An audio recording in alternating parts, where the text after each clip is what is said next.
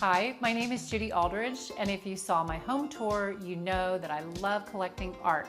Today, I'm going to show you tips on how to display your own art collection.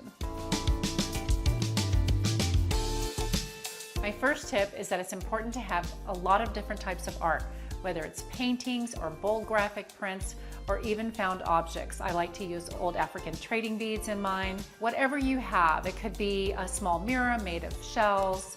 Just mix it up. Secondly, I think it's important to have black and white in your art collection. It really helps pull everything together and will make your other pieces really pop. Next, make sure that you mix your collection. Don't have just new pieces, mix it with vintage. This will make sure that your collection looks curated as opposed to purchased. When you're making a gallery wall, make sure there's a lot of asymmetry. It will move your eye around and make it much more visually pleasing. Lastly, art doesn't have to just be on the wall.